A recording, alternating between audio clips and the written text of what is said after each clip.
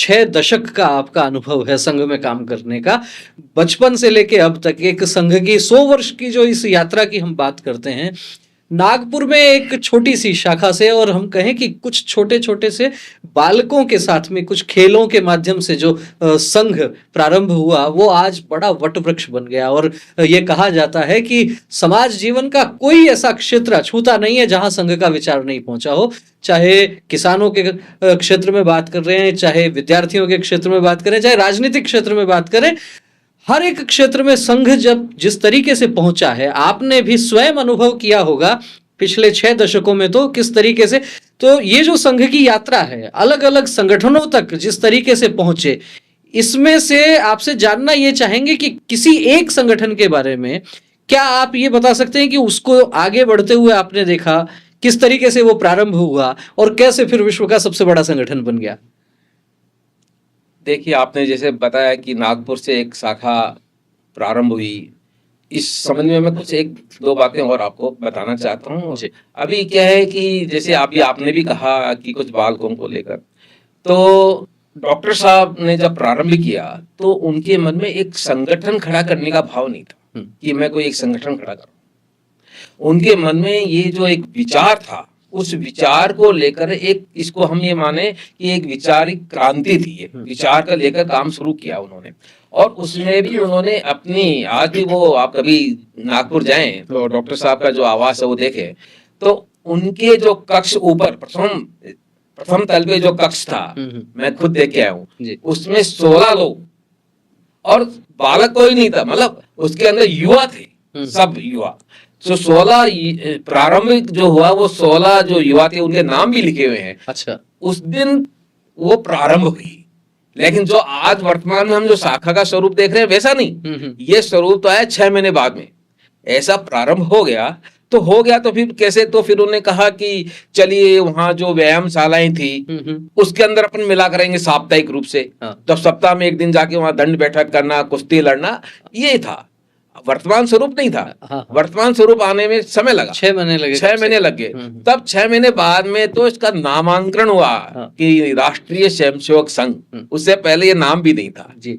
तो कुल मिला के जो आप पूछना चाह रहे हैं, तो मैं ये बात बताना चाहता हूँ, डॉक्टर साहब के समय जब उन्होंने प्रारंभ किया तो उनके मन में एक विचार था कि मैं बाकी के जो संगठन खड़े होते हैं समाज में, वैसा संगठन नहीं करना चाहूँ। समाज का संगठन, ये समाज में एक संगठन नहीं है, पूरे समाज का संगठन है, अलग से दिखने वाला नहीं हो। हाँ, मतलब समाज ही संगठित हो जाए, समाज ही संगठित हो जाए और समाज व्याप्त हो जाए, तो उसके बाद इसकी आवश्यकता नहीं रहेगी। तो ये मूल विषय जो विचार था उनका ये था। अब इसके अंदर धीरे धीरे जो मैं बताना चाहता हूँ कि प्रारंभ के 25 वर्ष और जो आपने कहा ना प्रसिद्धि से बहुत दूर जी, तो मेरे को इसका बहुत अच्छा अनुभव है क्योंकि मैं पत्रकारों के साथ रहा हूँ। तो 25 वर्ष तक तो केवल संघ का जो ध्यान था वो संगठन को खड़ा करने में था, जो हम कहते हैं कि व्यक्ति निर्माण जी। तो केवल व्यक्ति निर्माण करना, कहीं बाएं दाएं देखना नहीं। 1925 से 1950 तक कालखंड आप यदि आप इस पे चिंतन करेंगे, कुछ लोगों ने इसकी रिसर्च किया है, तो आप भी इस पे अध्ययन करेंगे तो आप पाएंगे 1950 तक कोई जो हम आज संघ परिवार बोलते हैं, विविध संगठन बोलते हैं, कोई नहीं था, केवल राष्ट्रीय स्वयंसेवक संघ था। और व्यक्ति निर्माण ये प्रमुख उद्देश्य था। हाँ, ये जरूर है कि डॉक्टर साहब का जब 1940 में देहांत था, उस समय तक एक लघु भारत उनके सामने आ गया था। उन्होंने अपनी आंखों के सामने जो तृतीय नागपुर में लगा था उसमें पूरे भारतवर्ष के प्रतिनिधि थे, तो उनको बड़ा आनंद आया कि आज मेरी आंखों के सामने मैं एक लघु भारत का नक्शा देख रहा हूँ। तो वो 1950 तक केवल और केवल व्यक्ति निर्माण का काम चलता रहा। लेकिन जैसे डॉक्टर साहब भी कहते थे कि ग्रामीण क्षेत्र में तो केवल 1% और शहरी क्षेत्र में 2%, इतने ही लोग शाखाओं में आएंगे। ये मतलब उनकी कल्पना उस समय भी यही थी, ये नहीं था कि पूरा समाज हिंदू समाज है वो आ जाएगा। तो इस विचार को लेकर चले। लेकिन 1950 के बाद में आज जो हम कहते हैं, आज हमारे प्रमुख संचालक जी कहते हैं संघ कुछ नहीं करेगा और संघ के स्वयंसेवक कुछ भी नहीं छोड़ेंगे जी। संघ क्या करेगा? संघ केवल व्यक्ति निर्माण करेगा, शाखा लगाएगा, इसके अलावा कोई काम नहीं करेगा। तो आप जब देखते हैं कि 1950 तक कुछ भी नहीं था और जो आपने कहा कोई एक ऐसा संगठन, मैंने उस संगठन में प्रत्यक्ष रूप से काम भी किया है। जब मैं कर्मचारी संगठन में था, महासंघ में, तो भारतीय मजदूर संघ जिसके संस्थापक दत्तोपंत जी ठेंगड़ी जी, बहुत बड़े विचारक, चिंतक, उन्होंने जब प्रारंभ किया तो एक बात उनका जो कोटेशन मुझे आज भी याद आता है, वो कहते हैं कि माउंट एवरेस्ट पर चढ़ने वाला जिसने विजय प्राप्त की, उसका पहला जो कदम है वो तो 1.5 फीट का ही पड़ा। पहला कदम तो 1.5 फीट का ही पड़ेगा, फिर वो चढ़ेगा ऊपर।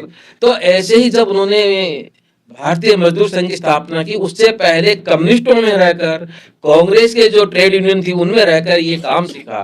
और काम सीखने के बाद में भारतीय मजदूर संघ, जिसका ध्येय वाक्य था देश के हित में करेंगे काम, काम के बदलेंगे पूरे दाम। जी, एक तरफ तो नारे उस दौर में लगते थे कि चाहे जो मजबूरी हो हमारी मांगे पूरी हो, लेकिन दत्तोपंत जी ने जो है वो नया विषय दे दिया कि देश के हित में करेंगे काम, काम के लेंगे पूरे दाम। तो बात दोनों तरफ हो गई, मजदूरों के हित की भी बात हो गई और राष्ट्र हित की भी बात हो गई और उद्योगपति के हित की भी बात हो गई। जी, क्योंकि उनको ये पता था कि यदि उद्योग से लाभ में नहीं चलेगा तो वो कभी भी श्रमिकों का हित नहीं कर पाएगा।